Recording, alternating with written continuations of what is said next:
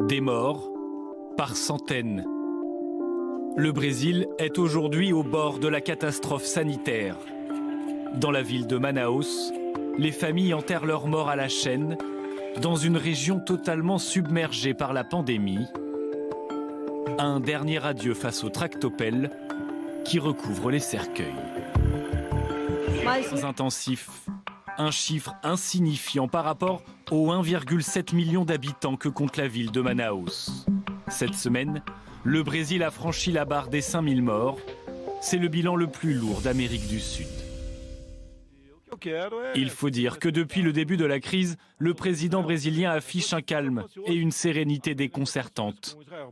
L'heure est à l'union. Bien que le problème puisse s'aggraver, il n'y a aucune raison de paniquer. Ne pas paniquer, alors que le nombre de morts au Brésil dépasse désormais les chiffres officiels déclarés en Chine. Une situation dont il ne s'estime pas responsable. Nous avons désormais plus de morts qu'en Chine. Et alors? Que voulez-vous que je fasse? Je suis le Messie, mais je ne fais pas de miracle. Une phrase qui, dans le contexte actuel, a choqué une bonne partie de l'opinion brésilienne. C'est un génocide total. Et quand il dit « et alors ?» alors qu'on compte plus de 5000 morts, ça montre son caractère psychopathe. Quelqu'un en qui vous ne pouvez pas avoir confiance. C'est fou qu'il puisse parler comme ça. Notre président dit cela car ce n'est pas sa famille. Malheureusement, ce sont les plus pauvres qui souffrent de tout ça.